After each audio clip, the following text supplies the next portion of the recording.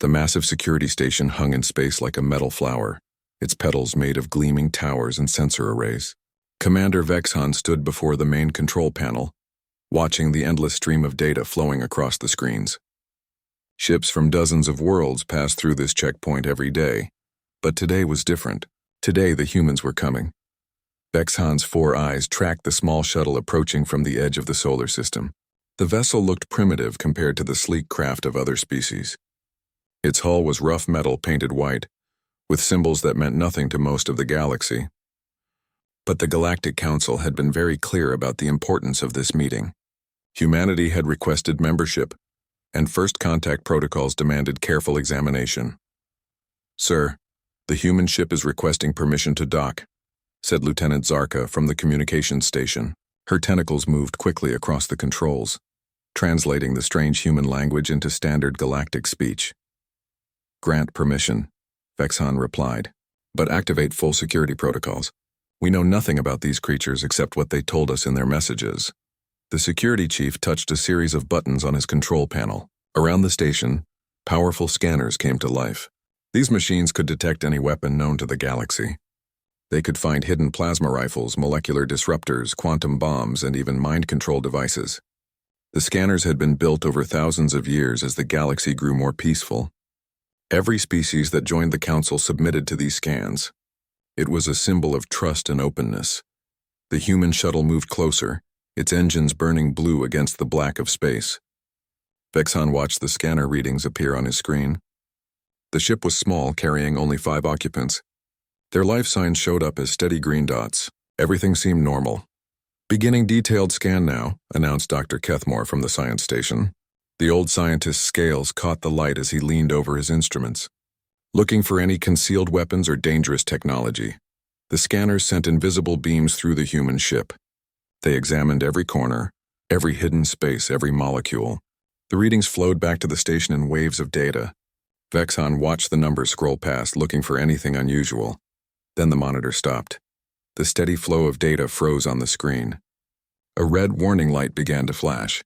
The main scanner display showed 5 pulsing signals, each one marked with a bright red warning symbol. The computer's voice filled the control room with its flat mechanical tone. "Warning, unknown weapon systems detected. Classification impossible. Recommend immediate containment protocols." Vexhan stared at the screen. In 30 years of security work, he had never seen the scanners react this way. The computer was designed to identify every known weapon in the galaxy. It had databases containing information about millions of different devices, but now it was showing complete confusion. "What type of weapons?" he asked. "Unknown," the computer replied. "Weapons appear to be biological in nature. They are located inside each human body. They operate on a regular cycle, approximately 72 pulses per minute. Energy output is minimal but consistent. Purpose unclear." Dr. Kethamore's eyes widened. He began typing commands into his console, pulling up more detailed readings. "This is impossible," he muttered. "The scanners are detecting something inside the humans themselves. But they're not sick or injured. Whatever these weapons are, they seem to be part of their normal biology." Vexhan felt a chill run through his body. Biological weapons were the most feared things in the galaxy. Wars had been fought to destroy such horrors. If the humans carried biological weapons inside their own bodies, they were more dangerous than anyone had imagined. "Sir," Lieutenant Zarka said, her voice nervous, "the humans are asking why we haven't responded to their docking request. Their leader says they are peaceful ambassadors." "Tell them we are conducting standard security procedures," Vexhan ordered. "Do not mention the weapons." He turned to Dr. Kethmore. "Can you determine what these biological weapons do?" The scientist's claws clicked against his control panel as he worked. "The readings are very strange," he said. "The weapons seem to be pumping some kind of fluid through the humans' bodies. They never stop working, but I cannot determine their purpose. They could be poison dispensers or mood control devices or something else entirely." Vexhan made a decision that would change everything. "Lock onto the human ship with our tractor beam. Bring them into Containment Bay 7. Full isolation protocols. We cannot allow them onto the main station until we understand what we're dealing with." The tractor beam reached out like an invisible hand, gently pulling the human shuttle toward the station. Inside the containment bay, force fields activated and security robots took positions. Whatever weapons the humans carried, they would not be allowed to use them. As the human ship settled onto the landing platform, Vex-Han watched through the security cameras. The ship's door opened with a hiss of escaping air. 5 figures emerged, walking upright on 2 legs like many species in the galaxy. They wore simple dark clothing and carried bags that the scanners had already examined. The bags contained only data tablets, documents, and what appeared to be gifts from their world. But inside each human body, the mysterious weapons continued their steady rhythm. 72 pulses per minute, never stopping, never changing. The scanners tracked each pulse, marking them as potential threats. The humans looked around the containment bay with what appeared to be confusion. Their leader, a female with long dark hair, stepped forward and spoke into the air. The translation system converted her words into Galactic Standard. "This is Ambassador Sarah Chen of the Human Diplomatic Mission. We are here for the scheduled first contact meeting with the Galactic Council. Is there a problem with our arrival?" Vex-Han touched his communication control. "Ambassador Chen, this is Commander Vex-Han, Chief of Security.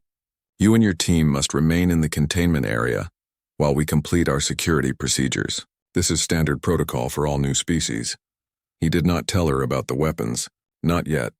The galaxy had learned to be careful with new species. Some came in peace but carried hidden dangers. Others seemed dangerous but proved harmless. The humans would have to be studied carefully before anyone could determine which type they were. Dr. Kethmore continued his scans, growing more puzzled with each reading.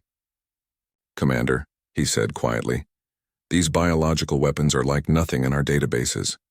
They seem to be connected to every part of the human body. They distribute the fluid they pump to all organs and tissues. If they are weapons, they are incredibly sophisticated." Vex-Han nodded grimly. The humans stood in the containment bay, waiting patiently for permission to proceed. They looked harmless enough, but the scanners never lied. Somewhere inside each of those beings was a biological weapon that the galaxy's most advanced technology could not identify or understand. The stakes could not be higher. If the humans were peaceful, rejecting them would be a tragic mistake. But if they were dangerous, allowing them into the station could doom everyone aboard. Vex-Han had to make the right choice, and he had very little information to guide him. In the containment bay, Ambassador Chen checked a device on her wrist and spoke again. "Commander Vex-Han, we have been traveling for many months to reach this meeting. Our species is eager to join the galactic community. How long will these security procedures take?" 72 pulses per minute. The rhythm never changed, never stopped. Whatever weapons the humans carried, they were always ready, always active. Vex-Han stared at the monitor and wondered what kind of beings could live with such devices inside their bodies every moment of their lives. The next few hours would determine humanity's fate in the galaxy. 3 hours had passed since the humans arrived at the security station. Ambassador Sarah Chen sat in the holding area with her 4 companions, wondering why their simple diplomatic mission had become so complicated. The room was comfortable enough, with chairs adjusted for human proportions and air that smelled clean and fresh. But the energy barriers at the doorway made it clear they were prisoners. "Ambassador," said Dr. Martinez, one of her team members, "this isn't normal first contact protocol. I've studied the procedures for dozens of species. None of them were held in containment for this long." Sarah nodded, trying to hide her growing concern. Through the transparent wall, she could see alien security officers moving back and forth. Their faces showed emotions she couldn't read, but their body language suggested tension and uncertainty. Commander Vex-Han entered the holding area, accompanied by Dr. Kethmore and 2 armed guards. The security chief's 4 eyes focused on Sarah as he approached. His voice, filtered through the translation device, carried a tone of careful authority. "Ambassador Chen, I apologize for the delay in processing your arrival. We have encountered some irregularities in our security scans that require clarification." Sarah stood up, her diplomatic training taking over. "Commander, my team and I have come here in peace. We carry no weapons and pose no threat to your station or its inhabitants. Perhaps there has been some misunderstanding." Dr. Kethmore stepped forward, his scaled hands holding a data tablet covered with readings and charts. "Ambassador, our scanners have detected unknown weapon systems within each member of your party. These devices appear to be biological in nature and are currently active. We need you to explain their purpose and function." The humans exchanged confused glances. Sarah felt a mixture of bewilderment and growing alarm. I'm sorry, Doctor, but I don't understand what you mean. We carry no biological weapons. Our species doesn't even possess such technology. The scanners do not lie, Vexhan said firmly. Each of you carries a device that pumps fluid through your body at a rate of approximately 72 cycles per minute. These devices never stop operating. They are connected to every organ and tissue in your bodies. If they are not weapons, what are they? Dr. Martinez laughed nervously. Commander, I think there's been a serious misunderstanding. You're describing our circulatory systems. Our hearts pump blood through our bodies to keep us alive. They're not weapons, they're organs. Dr. Kethmore's eyes narrowed as he consulted his tablet. Hearts, this term does not translate properly. Do you mean auxiliary life support devices? No, Sarah said, beginning to understand the scope of the confusion. Our hearts are natural biological organs. They pump blood through our bodies to deliver oxygen and nutrients to our tissues. Every human has one. They beat continuously from before we're born until we die. The alien doctor exchanged a look with Commander Vexhan that Sarah couldn't interpret. You are saying these devices are natural, not technological implants? Completely natural, confirmed Dr. Martinez. I'm a physician. I can explain how they work if that would help. The heart is a muscle that contracts and relaxes in a rhythmic pattern. It creates pressure that moves blood through a network of vessels throughout our bodies. Dr. Kethmore began typing rapidly on his tablet. This is unprecedented. Commander, I need to consult the biological databases immediately. If these humans are telling the truth, we may be dealing with something extraordinary. Vexhan remained focused on Sarah. Ambassador, you claim these are natural organs, but our scanners are designed to detect weapons. They have never mistaken a life support system for a weapon before. Why would your hearts register as dangerous devices? Sarah thought carefully before answering. Commander, may I ask what type of circulatory systems other species in the galaxy possess? Perhaps the difference lies there. Most species use artificial hearts or distributed pumping systems, Dr. Kethmore replied absently, still studying his readings. Natural hearts were abandoned by most civilizations thousands of years ago. They are inefficient and prone to failure. Modern implants are far superior. But we've never used artificial hearts, Dr. Martinez explained. Our natural hearts work perfectly well for us. They adapt to our needs, speed up when we exercise, slow down when we rest. They're part of what makes us human. Dr. Kethmore suddenly looked up from his tablet, his expression changed. Commander, I'm finding very old references in the archives. Ancient texts that mention species with natural pumping organs. The descriptions match what these humans are telling us. Ancient texts? Vexhan asked. From the early days of the galaxy, before the Great Standardization, there are mentions of species with wild hearts and untamed circulation. But these references are thousands of years old. No modern species retains such primitive systems. Sarah felt a spark of indignation at the word primitive, but she kept her voice calm. Commander, our hearts may be natural, but they serve us well. They've carried our species through millions of years of evolution. We see no reason to replace them with artificial devices. Dr. Kethmore was now scanning through files at tremendous speed. This is fascinating. According to these ancient records, natural hearts were associated with strong emotional responses, rapid adaptation to stress, and something called passion. The text suggests that species with natural hearts were more creative, but also more unpredictable than those with artificial circulation. Unpredictable, Vexhan repeated, his voice carrying new concern. Ambassador, are you saying that these organs influence your behavior? In a way, yes, Sarah admitted. Our hearts respond to our emotions.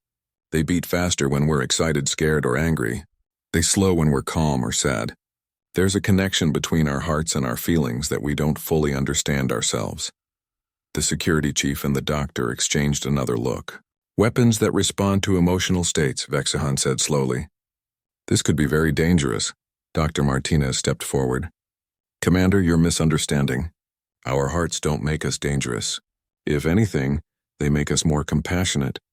We say someone has a good heart when they're kind and caring. We lose heart when we become discouraged. The heart is the center of our emotions, not our aggression. But emotions can lead to violence, Dr. Kethmore pointed out. If your hearts enhance your emotional responses, they could make you more prone to destructive behavior. Sarah realized they were at a critical moment. The way she answered could determine humanity's future in the galaxy. Dr. Commander, yes, our hearts connect us to our emotions. But those same emotions give us the capacity for love, sacrifice, and heroism. They drive our art, our music, our poetry. They make us want to protect the innocent and help those in need. Our hearts don't make us weapons, they make us human. Dr. Kethamore continued reading from his ancient files. There are references here to heart species being particularly brave in battle, but also particularly devoted to protecting others.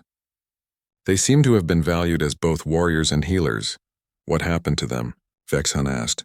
The records become unclear. Some suggest they evolved beyond natural hearts.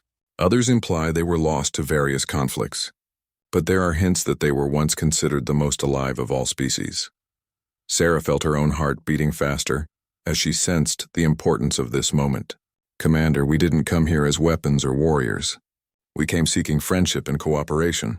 Our hearts beat with hope for peace between our species and yours. Vexhan studied the humans for a long moment. Ambassador, our scanners still register your hearts as unknown weapons. Until we can determine their true nature and potential danger, we cannot allow you to proceed to the main station. How long will that take? Sarah asked. Unknown. Dr. Kethamore will need to conduct extensive research. The Council will need to be informed. This situation is unprecedented in modern galactic history. As the aliens left the holding area, Sarah and her team were alone again. Outside, she could see more security officers gathering and additional scanning equipment being brought into position. Humanity's first contact with galactic civilization was turning into something none of them had expected. Dr. Martinez checked his pulse monitor and looked at the readings. Ironic, isn't it? The thing that makes us most human might be what keeps us out of the galaxy. Sarah watched her heartbeat display on her medical monitor, steady, strong, and undeniably alive. In a galaxy of artificial organs and controlled emotions, perhaps the human heart really was a kind of weapon. The question was whether it would be seen as a threat to be contained or a gift to be treasured. Dr. Kethamore had not slept in 18 hours. His research laboratory was cluttered with data tablets, holographic displays, and ancient archive files that hadn't been accessed in centuries. The discovery about human hearts had sent him deep into the galaxy's oldest records, searching for answers that might save or doom humanity's future. Commander Vexhan found him hunched over a particularly old data crystal, its surface glowing with symbols from a long-dead language. Doctor, the Council is demanding an immediate report. 3 more ships have arrived requesting updates on the human situation. Word is spreading throughout the galaxy. Commander, what I'm finding changes everything we thought we knew about galactic civilization, Dr. Kethamore said without looking up. These humans aren't carrying weapons. They're carrying something we lost. Vexhan moved closer to examine the ancient text. What do you mean lost? Dr. Kethamore activated a holographic display showing evolutionary charts of dozens of species. Look at this data. Every species in the current Galactic Council underwent what we call circulatory standardization at some point in their development. The Zolani replaced their hearts 4,000 years ago. The Borth went to distributed pumping systems 6,000 years ago. My own people, the Cathani, switched to artificial hearts 8,000 years ago. Yes, Vexhan said impatiently. This is standard evolutionary progress. Natural organs are inefficient and unreliable. But that's just it. They weren't replaced because they were inefficient. They were replaced because they were inconvenient. Dr. Kethamore pulled up another file, this one showing psychological profiles. Natural hearts created what the ancient texts call emotional volatility.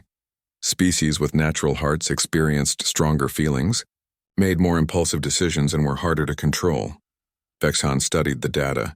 Control? Who was controlling them? Early galactic governments, trade federations, military organizations. Natural hearts made people unpredictable. A soldier with a natural heart might refuse orders if they felt the orders were wrong. A worker with a natural heart might stop working if they became passionate about something else. A citizen with a natural heart might rebel against unfair laws. The security chief felt a strange sensation in his artificial chest, something that might have been alarm if he still possessed a natural heart. You're saying the galaxy eliminated natural hearts for political reasons? Not eliminated, encouraged their replacement. It was presented as medical advancement, as progress toward a more stable society, and it worked. Look around you, Commander. When was the last time you heard of a revolution? A strike? A great work of art that changed how people think? Vexhan realized he couldn't remember any such events.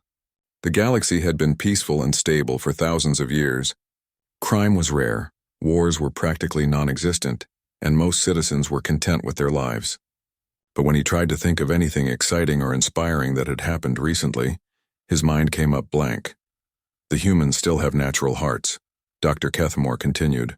They're the first species we've encountered in millennia that never gave up their original biology. Our scanners detect their hearts as weapons because, in a sense, they are weapons. Weapons against conformity, against stagnation, against the slow death of passion. A new voice joined the conversation. Dr. Commander, I must interrupt. It was Professor Yilmaz, the station's chief historian, carrying an armload of data crystals. I've been researching the same ancient records. What I've found is disturbing. More disturbing than what we've already discovered? Vexhan asked. Professor Yilmaz activated a holographic timeline showing galactic history. The period when natural hearts were phased out corresponds exactly with what historians call the Great Dimming. Art became simpler, music became more repetitive, literature became more formulaic. Scientific breakthroughs slowed dramatically. Exploration of the galaxy practically stopped. But society became more stable, Vexhan pointed out. Wars ended, poverty decreased, crime rates dropped. Yes, but at what cost? Professor Yilmaz highlighted sections of the timeline. We also stopped dreaming. No more great expeditions to unknown regions. No more artists who changed how people saw the world. No more scientists who asked dangerous questions. We traded passion for peace, inspiration for security. Dr. Kethmore pulled up the current scans of the human delegation. Look at their brain activity while their hearts are beating. The patterns are unlike anything we see in modern species. Their neural networks show constant fluctuation, rapid adaptation, and areas of activity that our brains simply don't use anymore. What areas? Vexhan asked. Creativity centers, emotional processing regions, and something the ancient texts call the courage complex. Parts of the brain that fire when someone is willing to risk everything for an ideal. Professor Yilmaz nodded grimly. I found records of the last natural heart species in the galaxy. They were called the Ardani. The historical records show they were incredible artists, brave explorers, and passionate lovers. They also had the highest rates of revolution and the lowest rates of obedience to authority. What happened to them? They were offered the same deal as everyone else: medical upgrades, social stability, and membership in the galactic community. But when they refused to give up their natural hearts, they were gradually isolated. Trade agreements were canceled, their colonies were blockaded, and eventually they died out. Vexhan felt something he hadn't experienced in decades, what his ancient ancestors might have called fear. You're suggesting the galaxy has been systematically eliminating natural hearts for political control? Not eliminating, Dr. Kethmore corrected. Converting.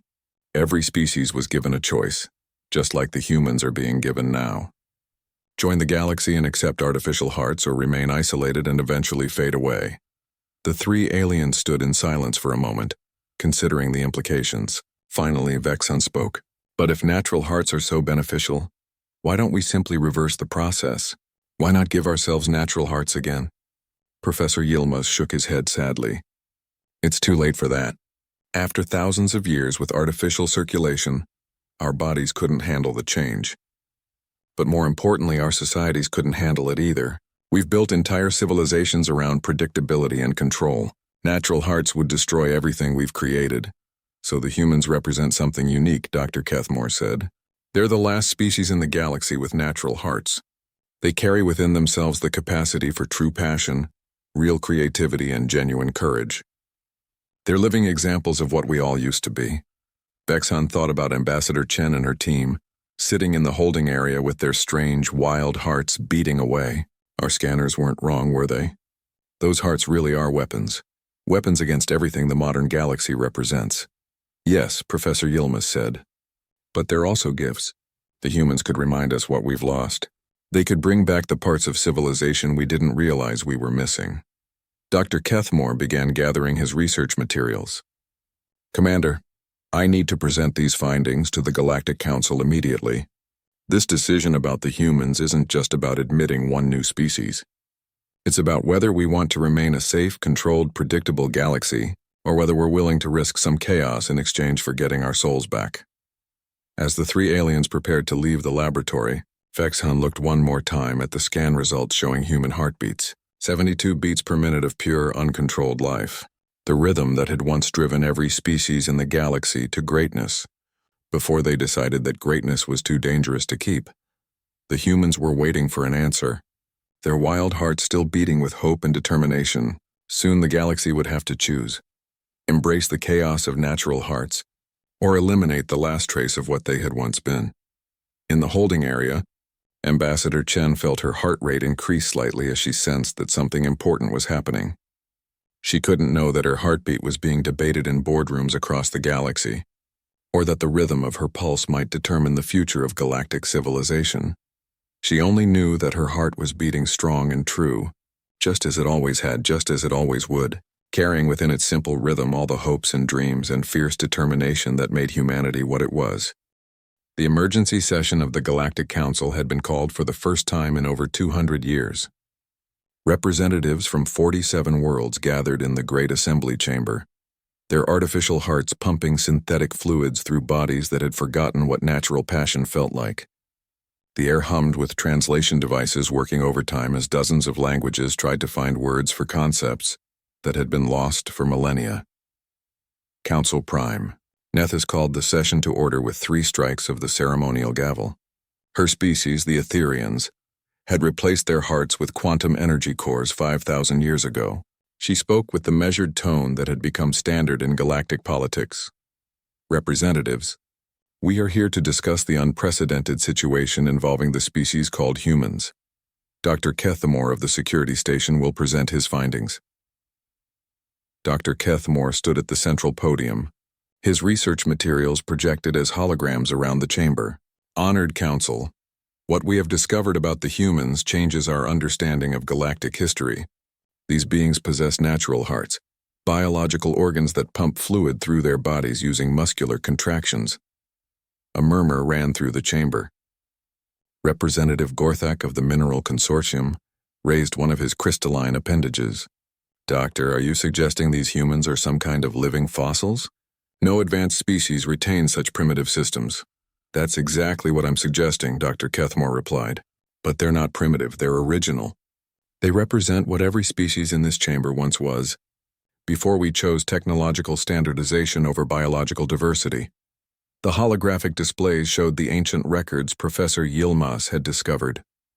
Representative Zephia of the Aerial Nation studied the data with her compound eyes.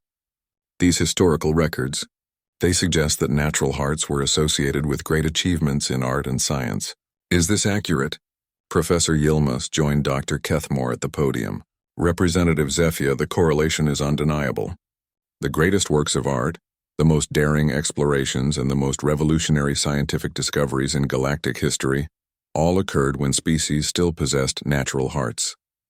When we replaced them with artificial systems, we gained stability but lost inspiration. Representative Mordak of the War Memorial Worlds stood up abruptly. Are you implying that our ancestors were superior to us? That the path of technological advancement was wrong? Not wrong, Professor Yilmaz said carefully, but incomplete. We solved problems of efficiency and reliability, but we created new problems of stagnation and conformity. When did any of you last feel truly excited about anything? When did any of your worlds produce art that changed how people think? The chamber fell silent. Many representatives tried to remember the last time they had felt genuine enthusiasm or witnessed genuine creativity. The silence stretched uncomfortably long. Finally, Representative Valora of the Harmony Systems spoke. Professor, even if what you say is true, we cannot simply undo thousands of years of evolution. Our societies are built around predictability and control. Natural hearts would create chaos. Dr. Kethamore activated new displays showing brain scans of the human delegation. But look at what those hearts enable. The humans show neural activity in regions our brains have forgotten how to use. Their creativity centers are constantly active. Their courage responses are fully functional. Their emotional processing is incredibly sophisticated. Emotional processing, repeated Representative Gorthak with distaste. Emotions lead to poor decisions and unpredictable behavior. They also lead to heroism, Professor Yilmaz countered. The ancient records speak of heart species who would risk everything to save others, who would fight impossible odds to protect their ideals. When did anyone in this chamber last witness such courage? Representative Zephyr was studying the human brain scans intently. These patterns. They're beautiful. The way their thoughts move and change. The constant creativity firing through their neural networks. We've lost this, haven't we? We've traded it away, Dr. Kethmore confirmed. Piece by piece, generation by generation, in exchange for safety and order. Council Prime Nethys had been silent through most of the discussion, but now she leaned forward. Doctor, what exactly are you proposing? That we reject the humans because they're too dangerous, or that we accept them and risk contaminating our stable civilization? I'm proposing that we consider what we want our future to look like, Dr. Kethmore said. The humans offer us a chance to remember what we used to be. Their presence could inspire us to reach for greatness again. Representative Mordak was shaking his head. Doctor, you speak of greatness, but I see only danger. Emotional beings are unpredictable. They start wars, create conflicts, and disrupt social order. We've achieved thousands of years of peace by eliminating such chaos.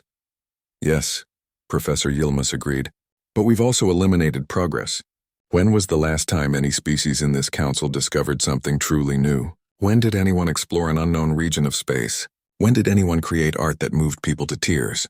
Representative Valora consulted her data tablet. Our crime rates are at historic lows. Our economic systems are perfectly stable, and our citizens report high levels of satisfaction with their lives. But do they report happiness? Dr. Kethmore asked. Do they report love, excitement, wonder, or joy? Or do they simply report the absence of problems? The question hung in the air like a challenge.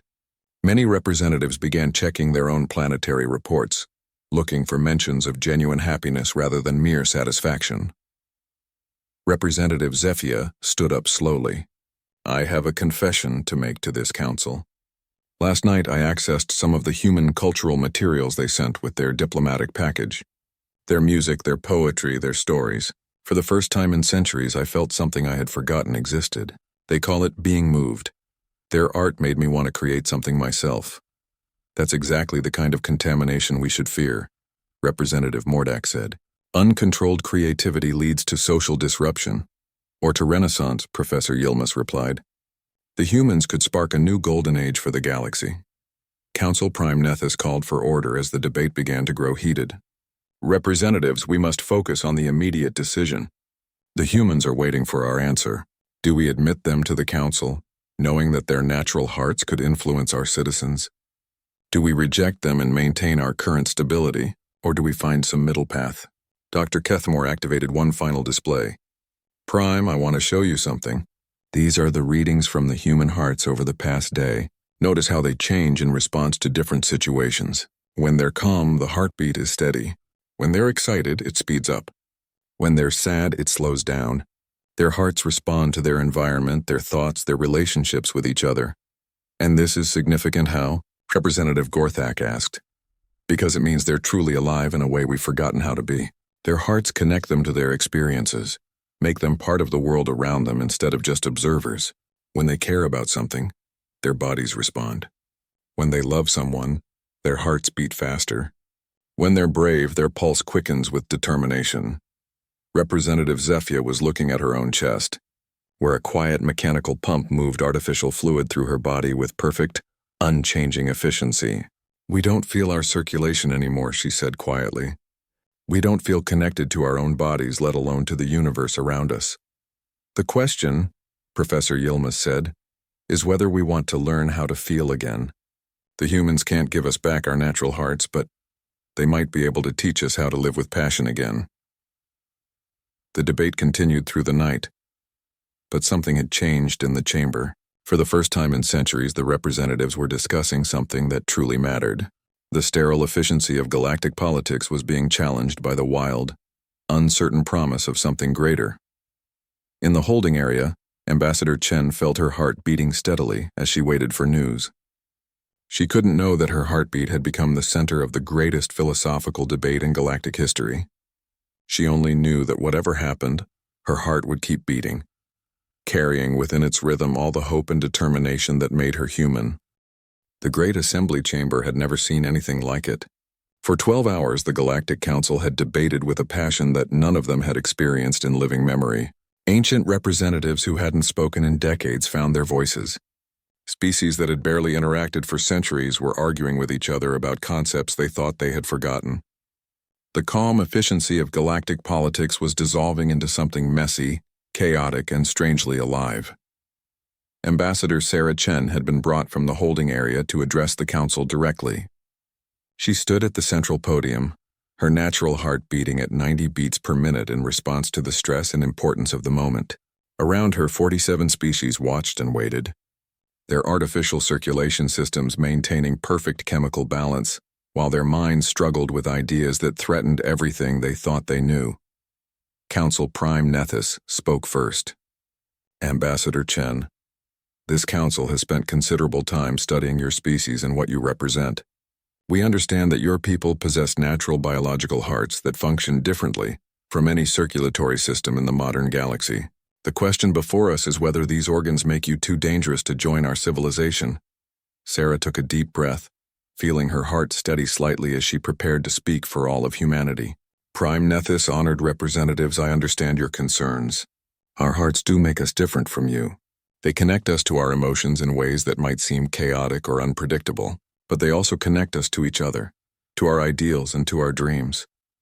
Representative Gorthak leaned forward, his crystalline features catching the chamber's light. Ambassador, your hearts make you prone to emotional decisions. How can we trust a species that might act impulsively based on feelings rather than logic? Representative Gorthak, our hearts don't eliminate logic, they enhance it with compassion. When we make decisions, we consider not just efficiency and profit, but also how our choices will affect others. Our hearts remind us that we're part of something larger than ourselves. Dr. Kethmore activated a display showing human history. Council members, observe how human hearts influenced their development. Yes, they had wars and conflicts, but they also had individuals who sacrificed themselves for strangers, artists who created beauty in the darkest times, and leaders who chose justice over personal gain. Their hearts drove them to both destruction and transcendence. Representative Zephia had been studying the human data throughout the night. Ambassador Chen, your species achieved remarkable things even before joining galactic civilization. Your art, your literature, your music, they show a depth of feeling that we haven't seen in our galaxy for thousands of years. How do your hearts enable this creativity? Sarah felt her pulse quicken with excitement at the question. Our hearts don't create in isolation, Representative Zephia. They respond to beauty, to suffering, to hope, to loss. When a human artist creates something meaningful, their heart is responding to their experiences, processing emotions, and trying to share something true with others. We don't just observe the world, we feel it, and that feeling drives us to express what we've learned. Professor Yilma stood up from his advisor position. Council members, I want to share something I discovered in my research. The humans have a saying, follow your heart. It means to pursue what brings you joy and meaning even if it's difficult or risky. When did any of our species last encourage such thinking? Representative Valora consulted her notes. Professor, such thinking leads to instability. People who follow their hearts make unpredictable career choices, form unusual relationships, and pursue goals that don't fit social expectations. Exactly, Sarah said, her heart beating faster with passion. And that's how progress happens. Someone has to be willing to try something new, to risk failure, to care enough about an idea to pursue it even when others think it's impossible. Representative Mordak stood up, his mechanical frame rigid with disapproval. Ambassador, you're describing the very chaos we've worked thousands of years to eliminate. Emotional decision-making, risky behavior, social disruption.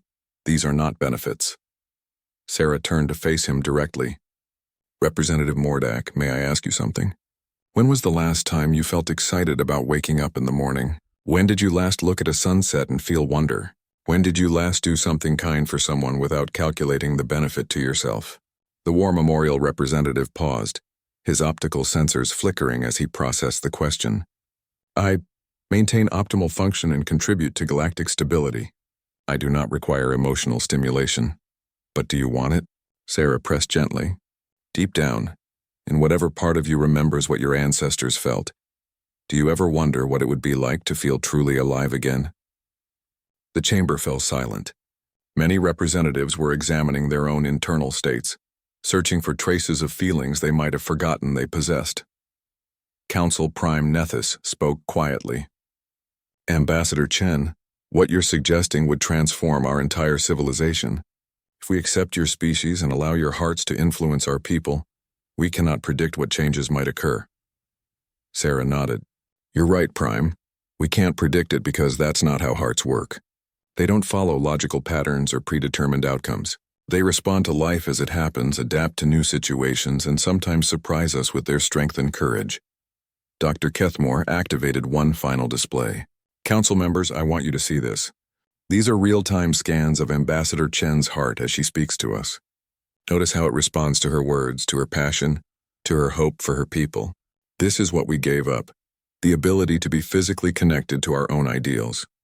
Representative Zephyr was watching the display intently. It's beautiful, she whispered. The way it changes, the way it responds to her emotions. She's not just thinking about what she's saying, she's feeling it with her entire body. Sarah placed her hand over her heart, feeling its steady rhythm. This is what we offer you. Not chaos or destruction, but the chance to feel connected to life again. Our hearts don't make us perfect, but they make us real. They make us care about things beyond our own survival and comfort. And if we accept you, Representative Gorthak asked, what changes do you expect in our galaxy? I don't know, Sarah admitted honestly. But I can tell you what our hearts tell us to hope for. We hope for art that moves people to tears. We hope for scientific discoveries driven by curiosity, rather than just practical need. We hope for leaders who make decisions based on love for their people, not just efficiency. We hope for a galaxy where beings can feel wonder at the beauty of a nebula, rage at injustice, and joy in each other's company. Professor Yilmaz looked around the chamber at the representatives. Members of the council, we stand at a crossroads. We can maintain our safe, stable, predictable civilization, or we can take a risk on something greater. The humans offer us a chance to remember what we once were, and perhaps become something we never imagined possible. Council Prime Nethys called for the formal vote.